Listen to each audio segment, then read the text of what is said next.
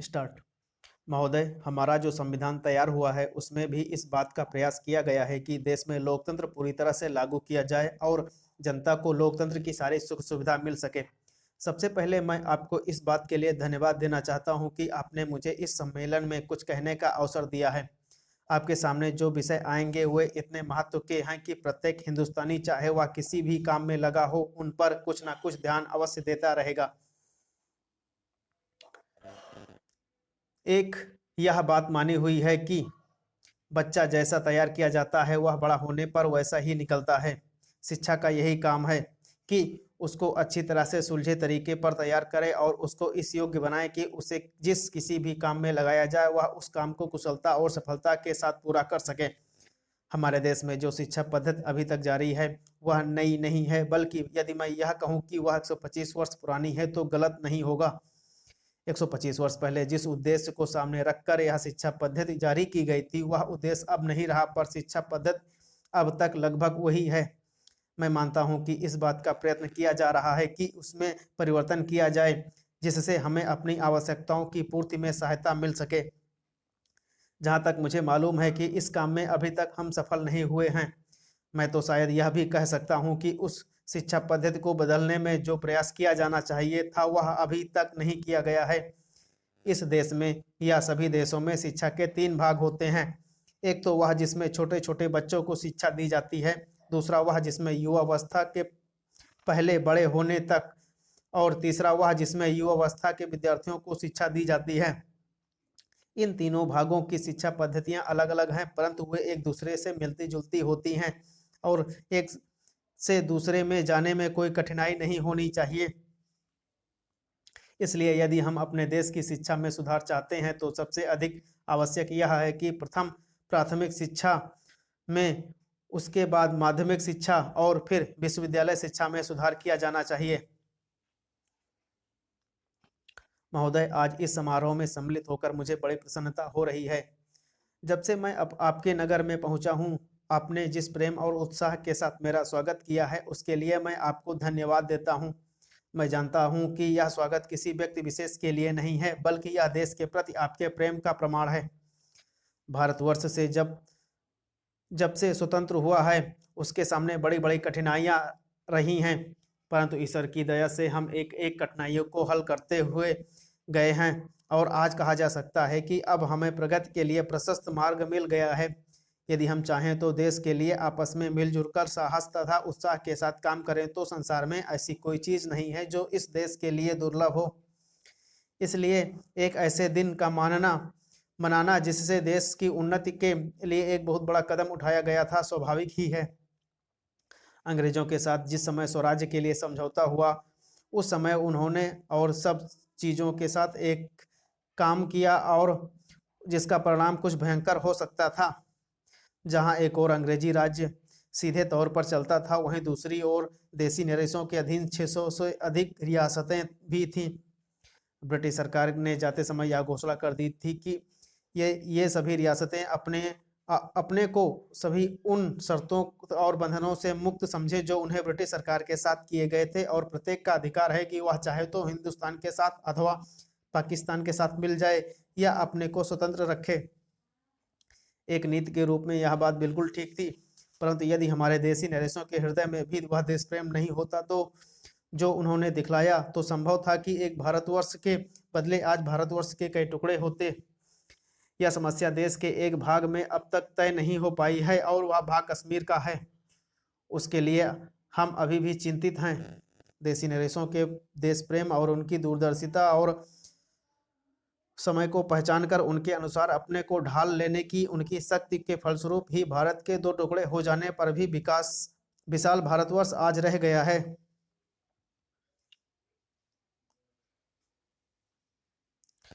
महोदय, वह उस भारतवर्ष से कहीं अधिक बड़ा है जो कभी किसी ऐतिहासिक काल में या उससे पहले किसी एक छत्र शासन के अधीन रहा हो। आप जानते हैं कि भारतवर्ष इतना बड़ा देश है, पर संसार के और बड़े बड़े देशों की सैनिक शक्ति के सामने उसकी शक्ति बहुत कम है। इंग्लैंड, अमेरिका और रूस की सैनिक शक्ति के सामने हमारी शक्ति बहुत कम है। ऐसी स्थिति में हमारे सामने यह प्रश्न है कि क्या हम किसी के सामने झुक जाएं, किसी के साथ मिल जाएं या अपने को तटस्थ और स्वतंत्र रखें। किसी के साथ मिल जाने का अर्थ यह हो सकता है कि हमें उसके प्रभाव में या उसकी शक्ति का लाभ मिले, परंतु उसका परिणाम भयंकर हो सकता है।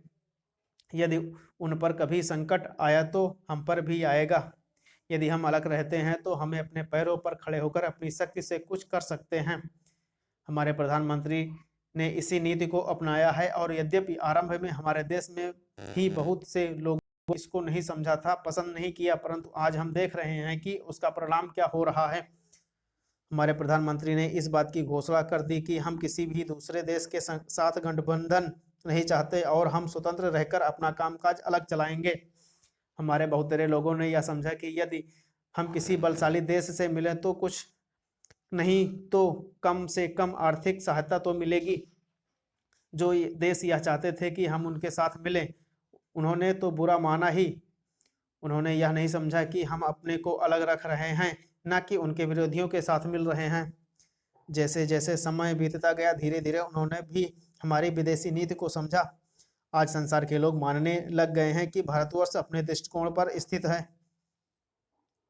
इतना ही नहीं बल्कि एक नए देश को जिसे स्वतंत्र हुए अभी 55 वर्ष ही हुए हैं, जो स्थान मिल सकता था उससे कहीं ऊंचा स्थान हमको मिल गया है और हमारा उत्तरदायित्व भी बढ़ गया है। मैं मानता हूं कि इसी प्रकार यदि हम महात्मा गांधी के दूसरे सिद्धांतों को भी अपनाएं और उसके अनुसार आचरण करें तो इसका संसार पर बहुत प्रभाव पड़ेगा। महोदय, जैसा कि माननीय सदस्य जानते हैं, कल दूसरे सदन में इसी तरह की बहस थी। मुझे वहां भी कुछ देर बैठना पड़ा। इस कारण यहाँ जो भाषण हुए उन सबको मैं सुन नहीं सकी। मुझे सुनकर दुख है कि कुछ माननीय सदस्यों ने इस अवसर पर भी हमारे विदेश विभाग को बुरा भला कहा। सेवाओं पर दोषारोपण करके सरल रास्ता निकालने का प्रयत्न ऐसी प्रवृत्ति है जिसकी मैं निंदा करती हूँ। मैं यह नहीं कहती कि हमने गलतियां नहीं की हैं और हमारे सभी प्रतिनिधि हमेशा योग्य ही होते हैं। जब गलती हो तो हमें उसे अवश्य बताना चाहिए, लेकिन सदा आलोचना करते रहने से निरुत्साह पैदा होता है और मनोबल गिरता है। हमें उन औजारों को ही कुंठित नहीं कर देना चाहिए जिनसे हमें काम लेना है। देश और विदेश में तो काम तो हमें करना ही है। हम अच्छी तरह जानते हैं कि पाकिस्तान के शासकों को दी गई हर सहायता बांग्लादेश के निर्दोष लोगों के विरुद्ध इस्तेमाल की जाएगी। इस अवसर पर हमारे प्रतिनिधियों ने परिश्रम से बहुत अच्छा काम किया है। प्रस्तुत परिस्थितियों में वे जितने प्रभावी हो सकते थे हुए हैं। कुछ सरकारों के विचार निश्चित हैं और यदि उनमें सहानुभूति भी पैदा की जाए तो वे इस प्रकार के मामले में कोई स्पष्ट बात कहने को तैयार नहीं होंगे। मैं कहना चाहती हूँ कि हमारी उन सेवाओं ने जो वर्तमान स्थिति से निपटने में जुटी है, साहस और समर्पण का परिचय दिया है। यदि कुछ माननीय सदस्यों को गाली देकर और सरकार पर साहस, दिशा और यहाँ तक कि समझ की कमी का आरोप लगाकर कुछ संतोष मिलता है तो मैं उन्हें इससे वंचित नहीं करना चाहती। कुछ सदस्यों के लिए हिम्मत का अर्थ गले की ताकत और भावुकता की भाषा है। काश की जिंदगी इतनी ही सरल होती। इस सरकार में बहुत से दोष हो सकते हैं, लेकिन उसमें साहस की कमी नहीं है, ना ही यह आवश्यकता के अनुसार जोखिम उठाने से मैं डरती है। जैसा कि बहुत बार कह चुकी हूँ, हम इस स्थिति में या किसी भी स्थिति में केवल कानूनी पहलू की चिंता नहीं करते। हम चिंता करते हैं केवल एक ही बात की, और वह है हमारे राष्ट्रीय हित, सुरक्षा और स्वाभाविक रूप से बांग्लादेश के बहादुर लोगों की सुरक्षा। इसी कारण से शांति से काम करने का महत्व है। महोदय, मान्यता शब्द की हर तरफ से मांग आई है। मानव की मान्यता देश भर से ही बहुत सी कठिनाइयां हल हो जाएंगी जो बांग्लादेश के लोगों के सामने हैं, हमारे देश के सामने और विशेषकर हमारे सीमांत राज्यों अर्थात पश्चिम बंगाल, असम, त्रिपुरा और मेघालय के समक्ष हैं। हमने इस प्रश्न के हर पक्ष पर बड़ी गहराई से सोच विचार किया है। जैसा कि मेरे साथी ने बताया, हम इसकी निरंतर समीक्षा करते रहते हैं। हम इसकी प्रतीक्षा नहीं करते कि दूसरे देश इस विषय में क्या करते। इस बारे में या अन्य मामलों के बारे में हम जो कुछ भी निर्णय करेंगे वह स्थिति के हमारे अपने ही स्वतंत्र मूल्यांकन के अनुसार और इस बात को ध्यान में रखकर होगा कि हमारे हित व्यापक अर्थ में किस तरह पूरे होते हैं। कल मैं अपनी वर्तमान कठिनाइयों से संभावित खतरों और बोझों के बारे में जानबूझकर बहुत संयत भाषा में बोली थी। वह इस कारण नहीं कि मैं बोझों या खतरों से आज या कभी डरी हूं, बल्कि इस कारण कि मैं चाहती हूं कि माननीय सदस्य इन सब विषयों पर गहराई से विचार करें। खतरों का तभी सामना किया जा सकता है जब आदमी इसके लिए तैयार हो। जैसा कि मैंने पहले कहा और फिर से दोहराना चाहती हूँ कि यह समय दलगत प्रतिद्वंद्विता का नहीं है। हम सबको मिलकर एक साथ खड़े रहना चाहिए और हमारे सामने जो अधिक काम है उनमें एक दूसरे की सहायता करनी चाहिए। सांप्रदायिक प्रवृत्तियों को दबाना चाहिए। मेरे विचार में सब पार्टियों की सहायता करनी चाहिए कि बांग्लादेश और शरणार्थियों का प्रश्न सांप्रदायिक स्तर तक ना गिरने पाए, बल्कि अपने ही स्तर पर ही बना रहे जो राष्ट्रीय और अंतर्राष्ट्रीय स्तर हैं। मैं इन प्रश्नों और अन्य घटनाओं के बारे में विरोधी दलों के नेताओं और सदन के अन्य सदस्यों से संबंध बनाए रखूंगी।